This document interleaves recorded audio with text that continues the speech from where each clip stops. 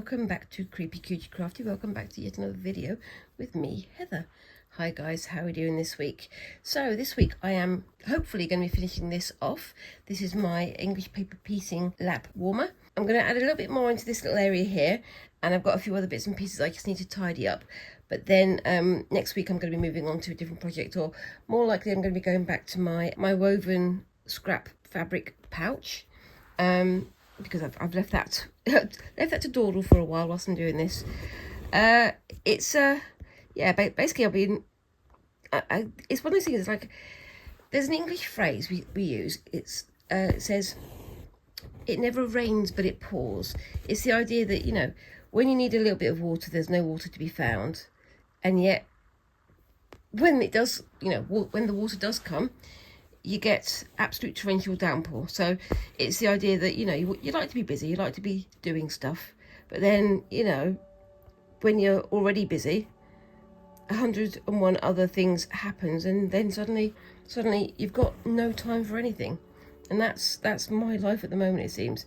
So whenever I'm trying to get on with things with my channel, and also with my job and so on and so forth, suddenly there's about a million other things taking up your time. I'm guessing that you guys also have the same experience of that. But yeah, definitely it never rains but it pours.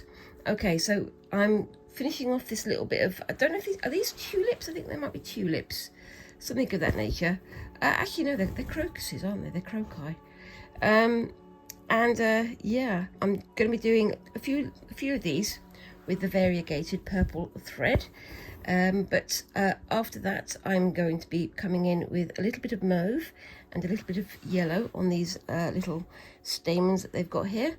But I'm not going to be adding any more decoration to this one. I think I want the patterns to speak for themselves, really, in most cases.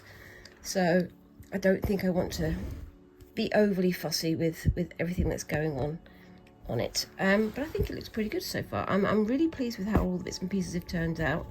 It's been really good to experiment with what you can do on a quilt like this. But I'm going to be doing sort of the edging, the outline, the border for it, and I'm going to be adding on the batting and the back. But I'll be doing that off screen. I'm hoping to get it done in the next few days. But we shall see, because yes, we've finally arrived in the Easter holidays. So Squinks has got 2 weeks off school, but unfortunately the school days off don't translate into everybody else having days off, which is unfortunate, really, isn't it? But I have booked off next week from my work, so that we can go down south to visit my parents. And I may have mentioned this before, but we live in a very, very countrified area. Well, they did anyway, and that's one of the areas that I grew up in, because I grew up in London, and then I moved into the wilds of Wiltshire, and that's where I went to my secondary school and where I got my GCSEs and so on and so forth, where I came of age, as they say. But yeah, so it's a very sort of I don't want to say, well, it is a posh area. There's lots of people who like to show off how rich they are and how big their houses are, but it's also a beautiful area, very inspiring in terms of its environment and so on. But yeah, it's a bit of a weird place to visit. It's lovely to visit, and it's a lovely place to have a look around, but it's not like I say, it's in the middle of nowhere. So you have to be aware that if you want to go to one place or go to another place, you're either going to have to get on a bus for an hour or longer, or you have to go by car. And so it's kind of one of those parts of the world where you kind of need to have a petrol vehicle, unfortunately, to get around. But it's worth visiting nevertheless. And yeah, so the area that we're going to be staying in is Marlborough, and Marlborough has a couple of other sort of larger cities nearby, and also lots and lots of tiny towns and villages, which is always lovely to visit. So we're going to be having a look, hopefully, going to go to Avebury, which is a stone circle even older than Stonehenge, if you can believe it. But it's a beautiful part of the world, and if you ever go to Wiltshire, I highly recommend a visit to Avebury. But we're also hoping to go to Salisbury again, which is one of the places that we love to visit. It's, as I say, very oldie worldy there. But I'm going to go up to, I finished that one off. I'm not going to, have I filled it completely? I might need to do another little stitch there. So yeah, I mean, we're going to go to Salisbury, as I say, and we're going to have a wander around there and have a look at the cathedral there. Last weekend, I went with my other half, my husband, to Lichfield, which has another very beautiful cathedral, a very sort of oldie worldy place to visit. Again, highly recommend it. But the other place I'm looking forward to visiting with my family is Hungerford. It's a very, very rural part of the country, but it's just one of those places where it's nice to have a wander, because the old buildings and so on and so forth are very, well, not comforting, but very, very relaxing, very quiet place to visit. Yeah, and like I say, it's nice to have a look around in the countryside itself, because it's so peaceful and quiet for the majority of the time there, that it's worth having a look around. If you're into your art of the wildlife or art of nature, that is definitely a good part of the world to visit. But yeah, anyway, so I think I'm getting towards the end of this. I was thinking of adding some more over here, but I don't know if I want to. I might add some on there. I'm not going to do the whole of this bit either, because it's a darker purple anyway. So, I mean, we've got 3 purples here. So we've got the very pale, the medium one, and then the dark one. So I've got the dark one and the medium one to add. But I'll be doing some of that off screen, as I said. But I'm hoping to get this bit here finished today. So this bit here is not part of the pattern that they've got drawn on there, but I'm adding it in anyway because I want to. Same as always, I'm going my own way. But yeah, so what have you guys got going on?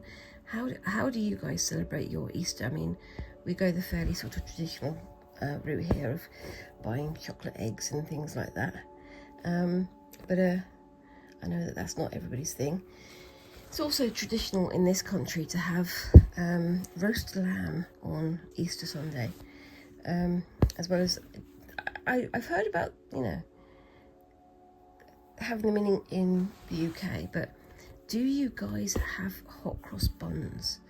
These are, funny enough, buns that we have on Good Friday. They smell lovely. They're sort of spiced buns that are filled with raisins and other horrible things like that. But the smell of them is just incredible. Yeah, we always have them here over Easter. And recently they've started sort of making buns that have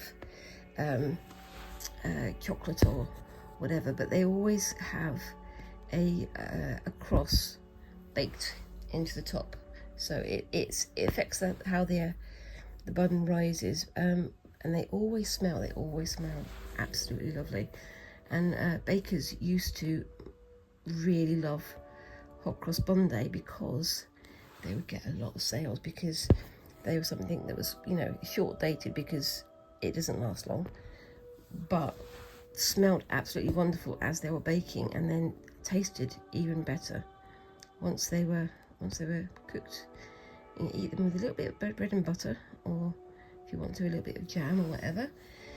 And yeah, they're very much a part of our traditional Easter celebrations here in the UK. Do you have hot cross buns where you are? Have you tried a hot cross bun? It's very worth trying, I think.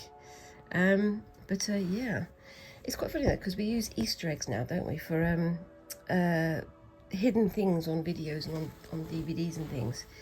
And I found out recently where that phrase comes from, and it comes from the Rocky Horror Picture Show.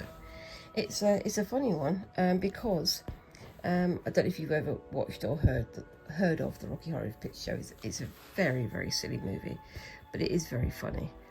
But basically, because of the nature of the filming, the cast and crew got bored, so they started hiding Easter eggs on the film sets. And if you watch the movie, in the background or hidden in the furniture and things, you can see Easter eggs hidden underneath things.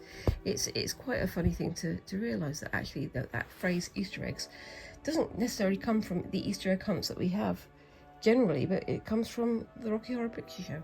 Very funny. Anyway, I'm going to turn this over just so I can start the next thread. Okay, so as I say, we've got two purples here. We've got a paler purple and a darker purple. So I need to have a paler purple for this part and a dark purple for the other one. So I'm just going to look in my little collection over here.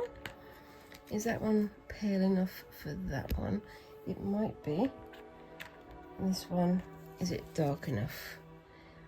It might be, but I'm not sure about using that. Actually, if we're going to go for real crocus colours, that's probably a better colour for it, isn't it? So I'm going to start with that one and then finish with that one. Shoo! Let's get on with it. And same as usual, I'm going to split my thread. I'm not going to tell you how to do it this time because I've mentioned it in my previous few videos and I don't want to bore you. And as I say, I know that you guys already know how to do your thread splitting, so yes. Anyway, so what have we got going on this week? As I say, it's Easter, so we've got Easter eggs and things coming up. Every year we do sort of buy one fancy Easter egg. I know it's very easy to go out and buy lots and lots of cheap ones, but we tend to prefer just having less chocolate but better tasting chocolate, if you know what I mean. Not that we're super fancy or bougie or anything like that, but especially with squinks, they get they get multiple Easter eggs from multiple family members and friends and things. So we figure, what's the point in buying loads and loads and loads of cheap Easter eggs and upping the sugar content and all this sort of stuff? Why not just buy one more not more expensive, but one more appreciated Easter egg, rather than lots and lots of smaller, cheaper ones that we aren't necessarily going to enjoy. I think there's also in the UK, as far as from my experience, there's also this thing that you're kind of expected on Easter Sunday and also on like Christmas and things to overeat chocolate before you even, go and get dressed and things. So you're stuffing your face with chocolate eggs and so on and so forth until, in many cases, you get kids who are very sick very early. So I don't think it's really worth doing that because that's not really enjoyable, is it? I don't know. Personal taste and all that. Anyway, so going to start over here, I think. Just do a couple of lines on there just to complete that one, even though it's going off slightly. There we go. And what else have we got going on? So yeah, I mean, I actually finally managed to get it posted, guys. Can you believe it? I actually finally got my yarn spinning video posted on Monday, just gone. It's been something of a nightmare, to be honest with you, because as I say, it doesn't rain but it pours. So everything that's happened whilst I've been trying to get this done has very much got in the way of getting it done. But it's done now. I'm happy. It's all posted, and I can get on with the next thing. And the next thing will be my project for Christine from Creating Craft with Christine. I've got everything laid out for it, but I think I'll be doing some of that on Friday Fabric Fumbles, and I will be doing some on the second Tuesday video that I'm going to start posting. I think I'm going to try and post more regularly.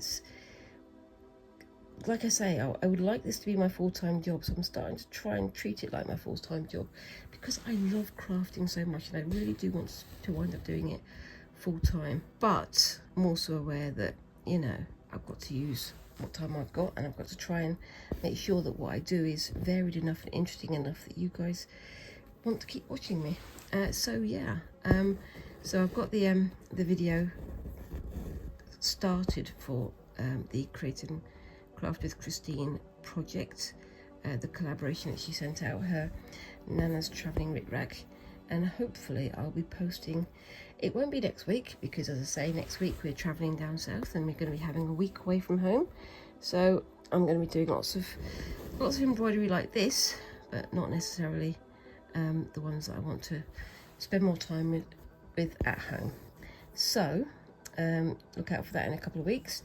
But also we're getting started on my tie-dyeing project, so that's something that I've been working on, and haven't got everything done yet, but hopefully as of next Monday you should see the first one of those. I'm not going to make any promises, because as we know, my promises don't really mean anything, because stuff keeps happening. Isn't that always the way though?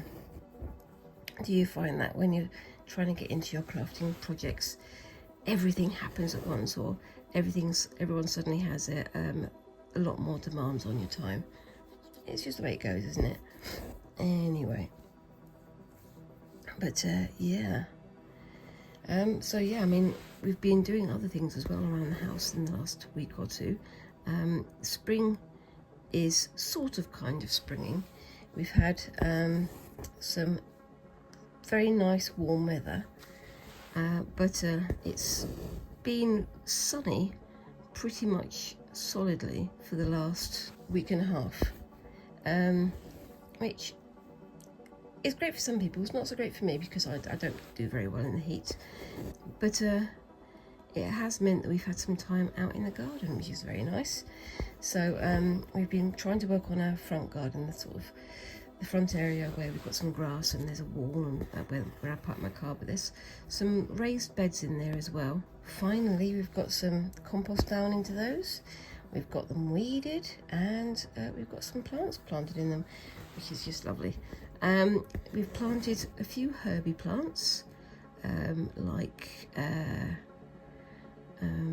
rosemary, and we've done some creeping thyme, and we've got, what was the other one that I put down? Cornflowers as well, and some lavender and sunflowers as well. So it should be a nice, bright, and quite probably very smelly part of the garden. I've also put in some night scented stocks. I really do like the way they smell, but they can sometimes be a little bit overwhelming. So we're going to have to wait and see on that one. But yeah, the scented stocks is one of my favourites. What's your favourite flower? Let me know down in the comments. I do also really like tulips. Tulips and croci, actually. Is it croci or is it crocuses? I can never remember. I'm going to sound like a cretin either way, aren't I? So never mind. Okay, that's that one done. It's a bit higgledy-piggledy, but I like it. I didn't couch it so much that time, so yes. And then going over here. There we go. But yeah, what's your favourite flower? Let me know. I do like sort of the spring flowers. Bluebells are one of my favourites. As I mentioned, we're going down south, and as part of that we go through an area called Savanac Forest, and during certain parts of April and May, depending on how soon the spring springs, it gets extremely full of, like a carpet almost, of bluebells, and it can be absolutely gorgeous to look at. And there are a lot there because they literally grow wild in the forest, and they just coat the entire forest floor with blue. It is a sight to behold, even if flowers and things aren't really your thing, which for a long time they were not my thing. They can still be quite breathtaking and really beautiful to look at. But yeah, are they called something else in America? They're called blue bonnets in America, aren't they? Or is that a different flower altogether? It just happens to have a very similar name. I don't know. I'll have to look that up, won't I? Anyway, so yeah, I'm also hoping to find some more crafty shops when I go down south. I've still got my trip to Liberties planned. Hopefully that'll be going ahead. It depends on what happens.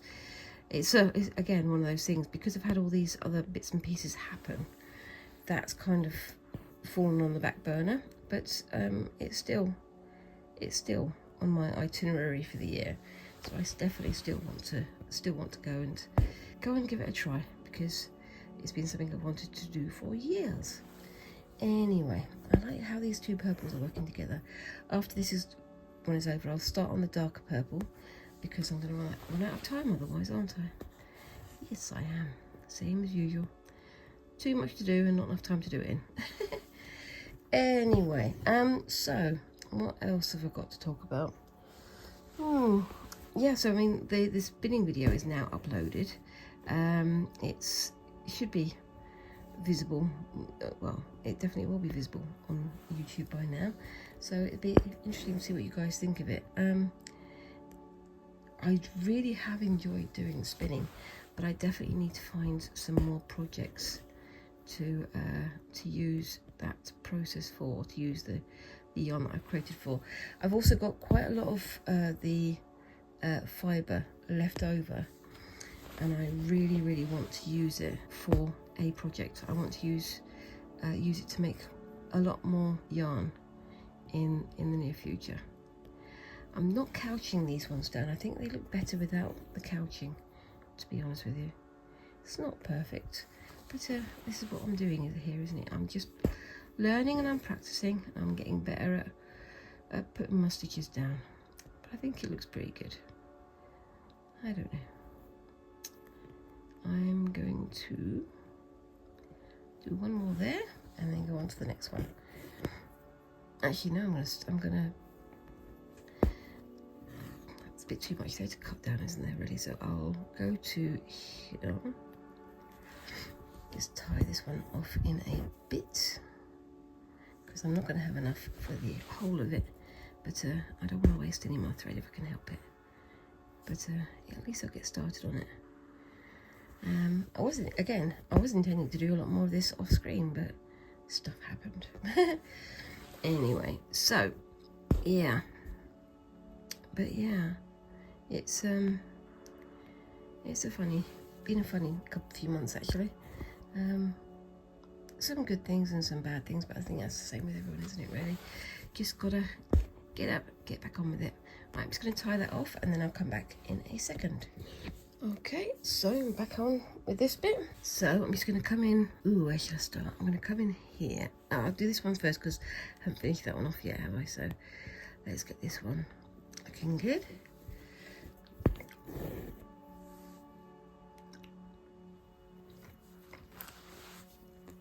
So yeah, just doing a little bit of filling on these little bits. I'm not going to add any more to the quilt after that. I'm just going to start putting it together as a quilt, because I think it needs it. Anyway, oops. But yeah, I do love crocuses. They are beautiful things, and I always find it endlessly interesting to find what they can mean, what they're used as in other cultures. So for example, we know that the saffron comes from crocuses, but the process of getting saffron out of these plants is incredible, and makes you wonder who was the first person to discover it. Who's the first person who thought, I think I'm going to try and eat that stamen and then refine it and then refine it and then refine it, and suddenly we have this hugely refined process for creating saffron, which is a lovely spice, but it is very delicate, and it tastes anybody who's tasted it will tell you it's not a strong flavour at all. It's very, very delicate. But how did they work out that the best way to get this very, very delicate flavour was through plucking crocuses, then separating out the different parts of the stamen, and then drying, and then twisting, and then, oh my gosh, so many ways of doing it. And then they have to let it dry out, but not dry too much because it'll get mouldy, or if it'll do this or do that. I always find it interesting because I keep saying that, I always find it interesting. I do find it interesting because we have so many things that require a lot of processes, or a lot of steps that don't necessarily seem intuitive, and yet we have them down to a fine art in many cultures, or in many processes, or many sort of crafts and so on and so forth. I just find it fascinating that people have developed these skills over what must have been millions of years, and now this is the only way that they're done. This is the only way that you can do that one thing, because that's how it's always been done. And how long did it take for them to go from, oh, this thing tastes nice, to, oh, this thing tastes as it does now, and it's been refined and refined and refined to be absolutely the best thing that we can. I find that fascinating. And yeah, it does give you a very strong indication of how long humanity has been creating and tasting and producing all these fine things. It's incredible to think about, really, in some ways. Now, with this bit, I'm not entirely sure what I'm going to do, because all these threads are going this way. Do I go around? I'm going to follow these threads, so it's kind of clear that those are part of the same thing. But I don't know. Filth. Anyway, so I'm probably going to have just about enough time to do this one flower, and then I will be getting on the next bit. So, what else have we got going on? So yeah, me and Squinks are doing our tie-dyeing this week. We have made a start on it. It's just whether or not I'm going to be able to get the video ready for Monday, but it may be next week rather than this coming week rather, because yeah, it's half term, or it's Easter holidays. Everything goes out the window. All the planning goes on whatever Squinks needs on that day. Anybody out there, if you're a parent, you know what it's like. You always wind up having to drop things because suddenly your child is bored and you want to do something with them, or they suddenly want to do something, or they suddenly want to go to their friends, or whatever. I don't know. Anyway, I'm not complaining. I'm very glad to have them in my life, but sometimes it's nice to have plans that come to fruition rather than suddenly get changed because they've suddenly got another bee in their bonnet about something else. That's always the way though, isn't it? Well, it is for me anyway. Anyway, so yeah, I think I mentioned this in my previous video, that I'm doing my best not to buy more and more stuff for new crafts now. It's getting difficult because there's so many things I want to try out, so many things I want to do. It's very tempting to go out and just buy as much as possible, which is difficult on, well, I suppose 3 fronts really, isn't it? First of all, I don't have the time. Second of all, I don't have the money. And third of all, I don't have the space. So I'm going to try and make a concerted effort just to use the fabrics and the craft materials and things that I've currently got before moving on to anything new, because I really do need to. I need to get an awful lot of things done. But I am a bit of a crafty magpie like that. I like moving on to new things and starting new ideas and learning new things all the time.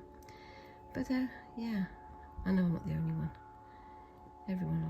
Everyone loves to learn new crafty tasks, don't they? Okay, so I'm just going to put that in there, tie that end off like that, and I will be getting started on the next one, which will be over here, and I will do that off screen. But what do we think of that one, guys? I kind of like how that's turned out. I'm gonna put the orange stamen in the middle. I think I might do that with some French knots and things. I don't know yet though. I'll see how the mood takes me. Anyway, I'm just going to park that there and I'll get on with the next bit. But obviously, same as usual, keep an eye out for the end of the video where I'll show how this turned out, hopefully. See you in a bit. Okay, so I'm back and I've been working on this off screen. I don't know if you saw my post the other day on Facebook or Instagram, but I've managed to get that one finished off screen, and I really love how that's turned out. For these areas here, I did the sort of the stem stitch, so but going back over and then twisting, and it's turned out lovely. Look at that. I really love how that's turned out. For this one in the middle here, I used basically a split stitch because it's a smaller area, so I thought give it a try. And it's not as tidy as the outside area, but you know, I think it works. I think the red border really does finish that whole area off. Anyway, going to turn it over and get back on with this bit. So I've been doing a sort of, not a rainbow theme, more of a, not kaleidoscope, what's the word I'm thinking of? A chromatic, basically the light split, so it's almost like a rainbow theme.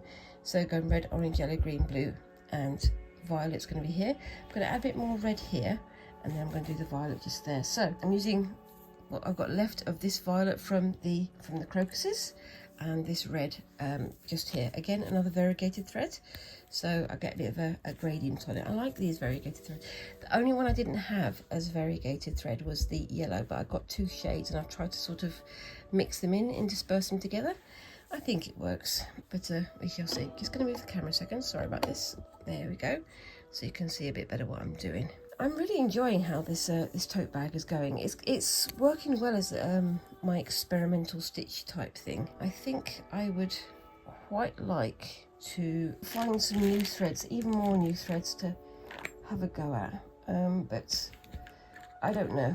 We shall see. But yes, so we've got 3 strands there. Doing all this off screen, sorry guys. And snip. Get my trusty threader. I've got a white one this time. This is the one I carry in my little box. The black one I usually have in my magnetic pin bowl, just because it's easier to find. But that's just my little bit of organisation there. Nothing very exciting, but it does the job. I'm trying to have it so that you've got the darker areas in the middle, the more saturated areas in the middle, I suppose, and the paler bits on the outside. So I need a bit more pale red for this area here, so I'm going to do that on the next pass, I think. So as you can see, I don't even need to say this really, do I? It's a load of French knots, which are fun, but again, for something so simple, it's something that I should have practiced an awful lot more back when I first started doing it, because it's something that does get used an awful lot in an awful lot of embroidery designs, isn't it? Yeah. Anyway, so let's go into there. But I think I'm getting better at them. I know some people absolutely love French knots and how they turn out. They're interesting one. I wonder if they are actually French. That's the kind of thing I sort of wondered to myself. Are they actually French? Did the French embroiderers create them? Or is it just that they're well known for using them or having them on their decorative fabric? I don't know. I might have to research that, same as I always do. I have a question, I need to go and find the answer. And the answer, more than not, often than not, brings me down a whole garden path that I didn't even know existed. Yes. So, what else have I got to talk about?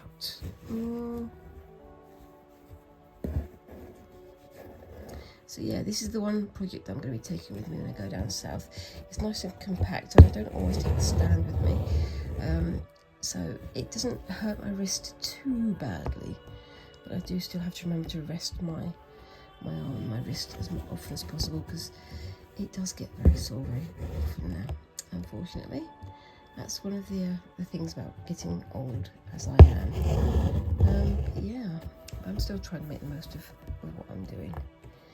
And yeah, I think it's turning out pretty well. I do like how this tote bag is going. I think I'm going to be very cheeky, and at the end of it I'm going to post it onto Instagram or Facebook, and I'm going to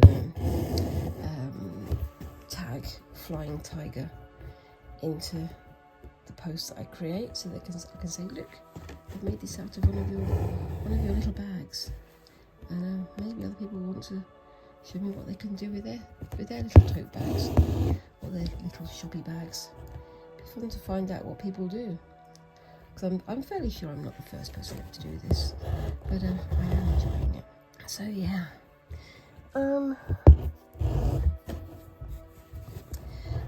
the platform and the thing that I've been creating, I'm thinking of turning it into a gift for somebody in my family. I don't yet know her, because I'm kind of keen also on keeping it myself, because I do like my little English paper piecing platform. I love how it's turning out. It's one of those things where once you start getting into the habit of doing quilting, especially paper piecing quilting, it gets very addictive. It gets very something you really want to get into. And I do have other quilting projects in mind. I've still got plans to make an art quilt, so creating an image of something, but I don't yet know what. I don't really want to go into a project that I want to create something for or something without knowing what the pattern is that I want to work to. It's I don't want to get halfway through it and then think, oh, why did I start this? You know what I mean? I want to make sure that whatever I start making is something that will keep me going with it. Does that sound weird? It sounds a bit weird to me, but we'll go with it. But yes. Anyway. As I say, it's been lovely and warm and sunny here for the last week or so. And then yesterday, first day of the Easter holidays, well, it wasn't yesterday, it was a few days ago. And then all of a sudden, a few days ago, start of the Easter holidays, suddenly it's all grey, and the chill starts to come in as well. But it's nice to have those few days, but we definitely did need some darker weather, some more gloomy weather to get a bit more moisture in the air. And fortunately it held off long enough for us to get some things planted in the front garden. I just hope that the local birds haven't decided to make a feast of all the seeds that we've planted. And the same with all of the local cats, who really do like to use our front garden as a toilet. There's a lot of cats in this area. One of the things that we would like to do is get our own cat, but I'm kind of loath to get one that's out and about. I mean, if you're with the dog needs to go out for a walk. But if you've got a cat, they do a lot of harm to the local wildlife, birds and things like that. And there are rodents and things that in this area that I definitely think that the cats help to minimise. However, there are also lots of foxes in this area which could cause problems, and there's also lots of people who let their dogs out to walk on their own, which is problematic too. I wouldn't want to have my little kitties come to harm if I ever manage to get a little kitty. Yeah, unfortunately there are lots of cats coming casualty to things that happen in the area, unfortunately. So we've got like industrial areas across the way, and unfortunately they do sometimes have antifreeze spills and things like that, so it's not necessarily the safest place. But maybe one day I'll get a house. I'd like to have, if I do manage to buy a new house and I've got the space in it, I want to actually sort of share with you how I would develop my craft space, and B, any space that I have for a pet, because it's one of those things where I've seen people creating these amazing like runs and tunnels and climbing frames and things for their little fur balls, and I definitely, if I do manage to get a pet cat, I definitely would like to get one of those. I think my husband is more of a dog lover than a cat lover, but you know, I think there's room for both. Personal taste and all that. And one day we'll be able to have the space for all these things. That would be nice, wouldn't it? It's one of those things that you probably notice when I do my Friday Fabric Fumble. I try not to show too much on the outside edges here of the rest of the room and the carpet and things, because it is a bit of a mess. And this is my little quiet haven, so I want to try and keep the focus on the pretty things and not on all the other things in my home and in my life that I need to get sorted. Anyway, but yeah, who knows what's going to happen in the next couple of years. Maybe I'll start being able to move into a bigger house and I'll get myself a nice big craft room. That would be nice. Or maybe I'll be able to afford to rent out a craft room. That would also be nice, like a little studio. They're not cheap though. The land ownership and so on in this part of the world is quite expensive. So renting or buying, you do need to pay an awful lot to maintain any kind of lifestyle. It's unfortunate, isn't it, at the moment? But yeah, maybe things will change in the next year or two. Wouldn't that be nice?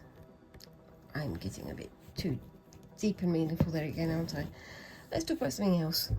Anyway, so yeah, me and Squinks, we have a couple of days out planned this Easter holiday. One of the things that we are planning on doing, hopefully we get to do it, is to get back to Birmingham, the biggest city near us, and we're gonna try and find like an arcade where you do like claw games, which we both like doing for some reason. We very rarely win anything. I've won like a stuffed toy a couple of times, as has Squinks, but we're aiming to go and find an arcade in Birmingham that does that sort of thing. And also we're looking for somewhere where we can go and, you know, have you heard of gachapon? They're like little balls that come from machines that have like little toys in them. They do exist here in the UK, but generally speaking it's very cheap toys that aren't really of interest to anybody. However, there are some places that have more fancy style of gachapon, but I don't know. I think we're gonna see how we go, and maybe if we go, I'll do a video so you guys can see what I'm talking about. What do you think of those places? Do you like to go to these like amusement arcades and things? Let me know down in the comments. Right, I'm going to turn it over so I can get the next thread ready. Back in a second. So yeah, I'm going to start doing a little bit of the purple here, and I've got the purple variegated thread, what I've got left over from doing the crocuses earlier. Yes, I have really enjoyed doing this little bag. If you're looking for something just to do that's not too cerebral, doesn't have too much planning and stuff involved, I do recommend grabbing one of these like cheap £1 tote bags that they sell at stores like Flying Tiger and so on, and just stitching. I'm almost at the stage where I want to go to my stitching, my dictionary of stitches, and just take a pin and open a page at random and stick a pin in that page to find which stitch I'm going to use next, because it can be very easy to sort of fall onto oh, I know this stitch already, I'm going to stick to that stitch, which is good if you want to get that particular process refined. But as this is an experimental piece and I'm trying out, you know, new things, I think it's more worth, you know, trying out new things and challenging yourself a bit more.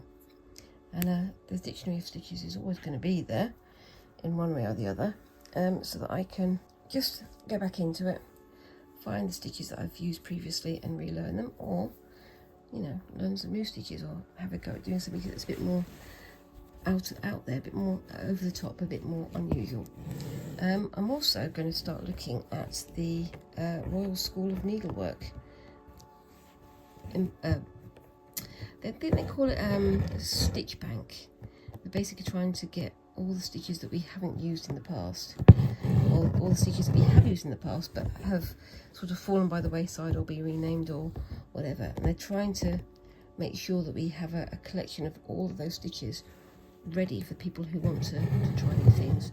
Because like I say, what with the advent of, you know, using sewing machines for everything and machine embroidery and so on and so forth, people aren't trying new stitches anymore. And I guess that for an awful lot of the stitches, they can only be done by hand. They can't be done by a sewing machine or whatever else.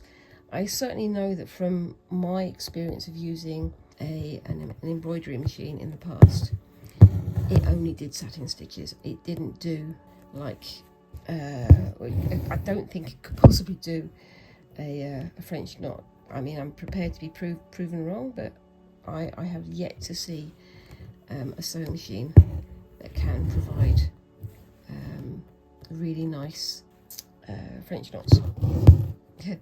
Please tell me down in the comments if you think I'm incorrect with that one. But yeah, and I don't think I've seen a machine that really does, you know, have the eye for detail that a human would do. Even the most simplest of stitches look better, look more, look softer almost, look more human, look more expressive than when they're done by machine. Machines are good for representation. Humans are good for being human. I guess. I don't know. I may be talking nonsense again. Anyway, so yes, I do like how this is coming together. This little heart here. It's just one that I sort of did on the throwaway, and I think I'm going to be doing a lot more of this off screen as well. So yes, do you like this? What do you think? I do like the little sort of rainbow spray that it's created. Yeah.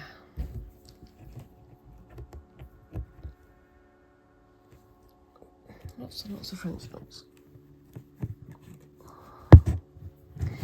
I'm also aware that I have been talking about the project using Christine's lovely bundle from Create and Craft with Christine. I have something in mind.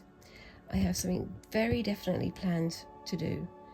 I just, again, unfortunately it's had to fall by the wayside whilst I get other things that were more urgent finished first. And I'm hoping that after Easter I can start doing that as my inaugural Tuesday video. I will definitely be tagging Christine into that, so if you're watching Christine, keep your eye out for that coming up. But also sharing pictures obviously on Instagram and on Facebook, and also on Christine's own Facebook page. So yeah, I think it's called Slow Stitching Friends. It's worth having a look in there. And yeah, definitely looking forward to sharing my ideas with the group there. It's gonna be fun. Yes.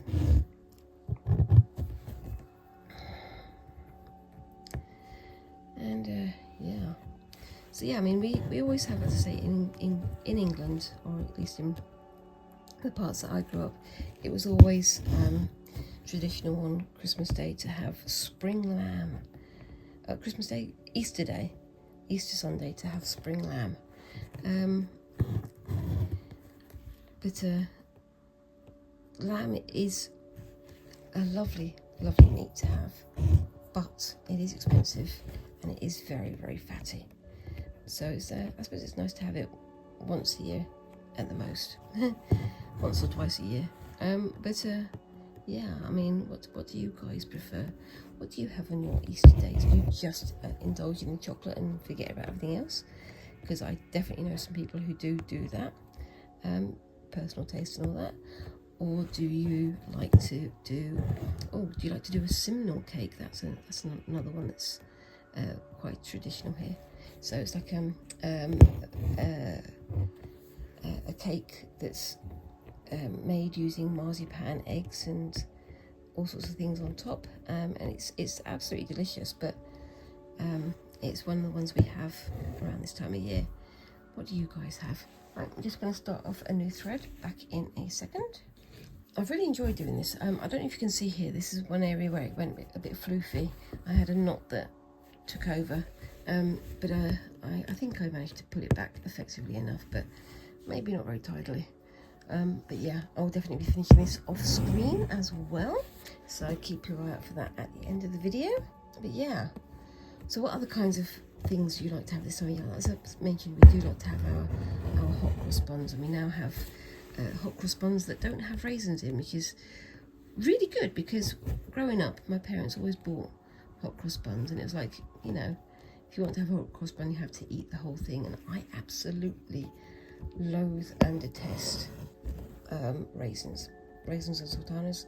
Can go away, I don't like them. But nowadays we can get hot cross buns with chocolates, or with lemon or other types of fillings as well, which I think, you know, it doesn't take away from the symbolic meaning of the thing, and the rest of the bun is still delicious. As I say, it's quite a spiced bun. It's a very sort of traditional British spice bun, but it's absolutely lovely. I'm aware that there's an awful lot of different Easter or spring rituals traditions from all over the world, and they are as varied as people are. But it makes sense within that particular culture to have that particular thing, doesn't it? It's an interesting one. But people are making new traditions all the time, aren't they? I mean, look at my family. We've created our own particular tradition. Every year on the 21st of December, which is Yule, we always have Yule Brinner, which is a very stupid joke, but a very fun meal. I've also, you know, you've got people who the week before Easter they do their Palm Sunday traditions, and they've got things like the rundown from Lent into Easter. So you've got Shrove Tuesday and Ash Wednesday, and all these things are very significant, but unless you're within that culture, you don't know quite why your next door neighbour's doing that type of thing. I guess that's true of any culture that you encounter. You've got to find out why to understand it, but maybe the reasoning is slightly more unusual. I don't know. But again, I suppose it's like the thing I was talking about earlier, about how we learned all these processes and how we've refined them and refined them and refined them. That's the same thing with these traditions, isn't it? It's like 100 years ago we did this thing, but then suddenly, well, not so suddenly, sort of slowly and steadily over the course of 100 years, that random throwaway, we do this once thing has become a tradition that everybody does every year. It's one of those, it's like, I find it funny that we have Shrove Tuesday, which is the sort of the day before you go into Lent, when you're supposed to be sort of celebrating the last of the leavened bread, and you're supposed to have unleavened bread from that point onwards, and yet in England we've sort of distilled that tradition of having unleavened bread down to having Pancake Day. And I'm very aware that elsewhere in the world there is no Pancake Day, and I know that growing up for myself, my family very, very rarely had pancakes at any other time of the year except for Pancake Day, and it was always lemon and sugar on top, none of your fancy bacon and none of your fancy maple syrup and things. It was always lemon and sugar or nothing. And that's very big contrast to other parts of the world, where pancakes are a daily thing. For many people it's a breakfast thing, isn't it?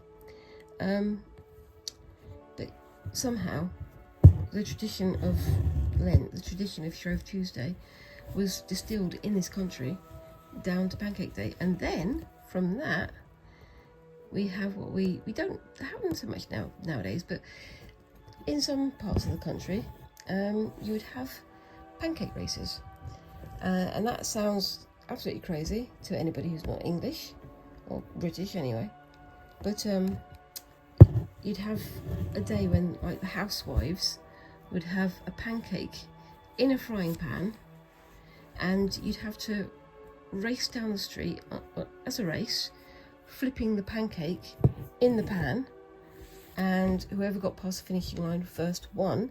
However, you had to make sure that you had to flip the pancake a minimum number of times for it to be legitimate. So we've taken this thing from Shrove Tuesday, which comes from a Christian ritual that came from a Jewish ritual originally, I believe, as part of their sort of Passover, build up to Passover. And now we have it as our build up to Easter. And from there we have it down to pancakes, and then we have pancake races. Got to be honest, I haven't seen anybody doing a pancake race since, well, for at least 15-20 years, but I'm sure they do still happen at some parts in the UK.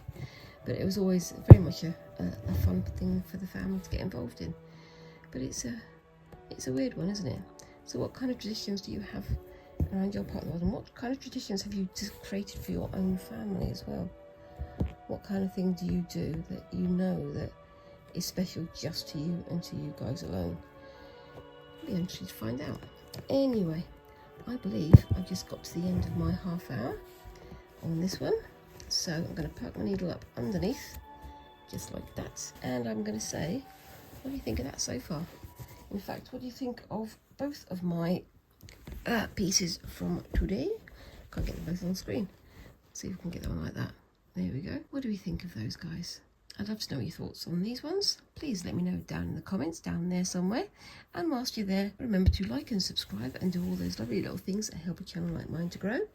And I look forward to seeing you in the next week. And thank you very much for watching. I'll see you again in a week's time. Thanks again, and bye-bye.